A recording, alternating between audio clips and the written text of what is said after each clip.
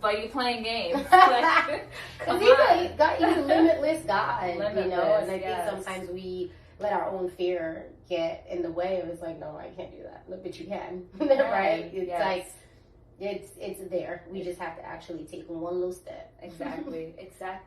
There's so much power in that step. Mm-hmm. So to end off, what is one piece of advice that you would give someone who maybe is struggling with their self-image and just trying to find their way? Like, what is an encouraging word that you would give them? I'm like, a word or a word? No, I think we find, even us, right? Like, we've all struggled with self-image or just the idea of self-love. But I think the first thing that I would tell you to do, well, I mean, as a therapist, I'd say go to therapy, right? It's just like please just, therapy. you know, go to therapy. But not everyone has access to that or is going to be comfortable with that at first. Yeah. So I think, obviously, as Christian, I would say have a conversation with God. But journaling is huge, right? Get a journal and start to write some of these thoughts down whenever you start to think about, like, well, my image is this, write it down. My image is this, write it down. And start to really process on these questions or thoughts that you have for yourself. One of the biggest things that I do all the time and I used to do is, like, a list. A worry and a focus. Like, these are the things, like, that. I'm worried about my looks. I'm worried about the things that they said to me. I'm worried about, okay. And then the other side is like, oh, I'm worried about my looks. What can I focus on? Well, I can focus on the fact that I have a great style, right? So, like, instead of just, like, you're shifting the thought in itself, right? Ooh. Or it's like, so. That's for free, people. I love it. Shift your mindset, right? Because we worry about all things. I think we're innate beings and we see something and we worry about it. But what can I do to shift the lens and just focus on this for a second, right? Like, I need to focus on. So I would advise or even encourage you to think about that for a second, right? And literally, my biggest thing is lifting things off of my body. Like, I'm a big advocate of, like, letting go, and I dance all the time. I'm just like, I'm gonna dance this through. I'm gonna dance this through. You know, but I know that doesn't necessarily work for everybody, right? But I'm gonna journal. All right, these thoughts, good, check. Dance it out, check. Worry and focus, check. Because now you're doing things on a daily basis to take care of, like, these self-image or the lack of self-love that I do have. Because I know that it's important to feel like, well, I like the way I look. I am okay with who I am as a person, right? Within the person that I am when I wake up in the morning, and I'm good with that, right? You want to get to a point where you feel like that. Yes. Like, and I want that for you. I really do. So, yeah. I love that. I love the concrete, tangible, like, strategies. Journal. Move your body. Like, you know, worry and focus. I'm actually going to start doing that. I love that so much. I think for me, mine is similar to the movement one. I was thinking about exercise. Like, so much of my journey has been tied to my, like, fitness. Yeah. And, like, I've always maybe not always, but, like, I would say for a few years now, like, health and wellness and fitness has been very important to me. But I really started to get serious about it, I feel like, this year. And so, like, I was signing up for all these different classes. Like, I was doing boxing. I joined a jiu-jitsu gym. Like, you know, I was like, I got a personal trainer. Yeah. I'm in the gym, you know, at least 5 days a week, if not more. Like, and I'm just like, I'm feeding my mind with all this information, and even, like, you know, enrolled in programs so I can learn more about health and food and nutrition and all these things. But that is such a huge part of our just, like, mental health and our ability to process and our ability to love ourselves. Because for me, so much of my, like, lack of self-love when I was younger is because, like, I was, like, the chubby one. And, like, I felt ugly. Like, I have to be honest. I felt like I was, like, the ugly sister. And, like, I just feel like so much of it was, like, attached to my outward appearance.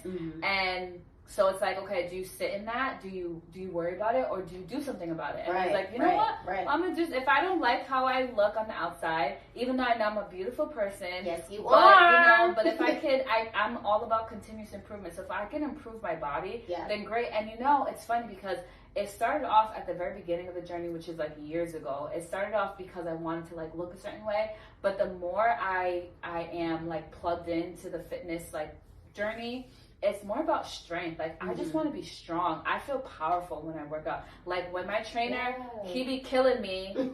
If you're watching this, Shane, yeah, I don't like you sometimes. I love that video. I'm gonna have to share. I was like, yeah, girl, I was dying. He was like, come on, let's go.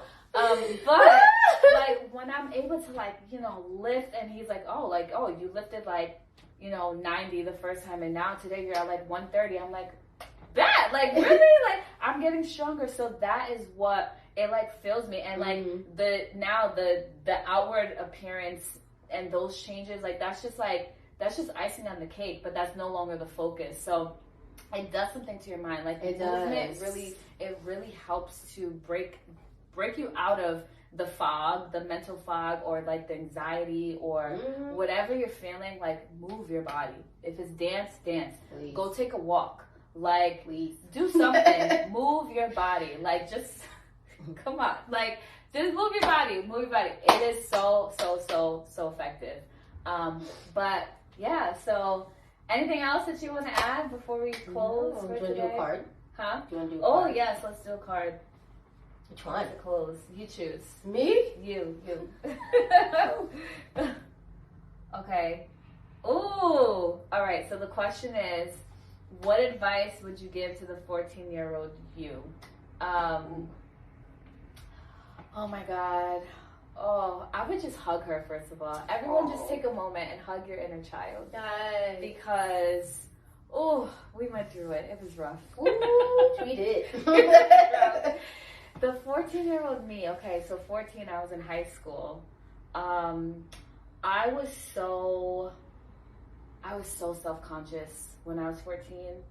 And I just like, I was just looking for someone to like tell me about myself. And you know, looking back, I'm like, yo, I have always been that girl. I have always been that girl. Like all of the gifts and the talents and the abilities, they've always been there. Yeah. But I was so focused on other things that I got distracted from actually loving myself. So I would tell the 14-year-old me that you are perfect the way that you are.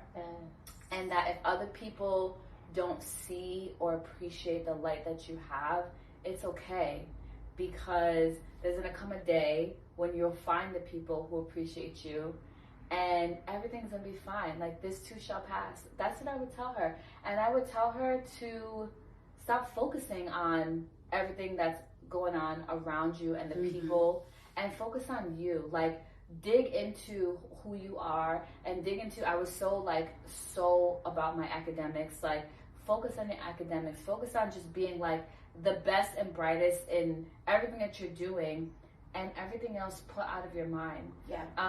Because like I wish someone would have told me at that time, because I was so, you know, when you're young you just feel like, oh my God, like whatever's happening in that moment is like the end of the world. It's a crisis, right? And it's not. So I would just hug her and just hold her face and tell her like, you're gonna be fine, boo. Aww. You're beautiful. You're perfect. So yeah, what about you? Yeah, I was like, me? What advice I give the 14-year-old me? I think is that it's okay to be as energetic and as lively and joyful as you are, because I think sometimes like it can be misconstrued and misunderstood, where it's like, you're so positive, you know. When people say that, it's like, why is that a problem? You know, you mad because I'm joyful? Right. What? And there are a lot of things where I had to be confident. Like I came to the U.S. when I was 11. So when I was 14, I was... Oh, I didn't know you were 11. Yeah. Wow, okay. So I pushed myself to learn the English language so fast. So I was in elementary school, did not know how to speak English. So I was, you know, trying my hardest to be as confident in a room full of people that I didn't understand. Yeah. So that's where I was like, oh, I gotta be confident. I gotta pretend. I gotta do whatever I needed to. So so all of that came into it. But even so many, like you've seen like my scar where it's like, I'm not gonna wear this. So I had to like, I want to just tell my 14-year-old me, it's okay to like be confident and also embrace your flaws. Because like now, like with my scar, I would never remove it because it's just like part of who I am. But so it's okay for you to just be joyful and energetic and just embrace the flaws that you do have, because it's just, I know it sounds cliche, but it's just made me who I am, because I'm able to actually think about it like, this is what I did back then, this is what I'm doing now. So yes, I embrace love it. them. It's okay to be you. You are different. I love that song, but yes, I feel like that's the message. Like, just be you, love you. You were created in the image of God, and God don't make no mistakes. You are fearfully and wonderfully made. Yes, and just love yourself. I hope that this encouraged you. Leave us some comments. Like this video, share it if you enjoyed it, and we will catch you on the next one. Bye.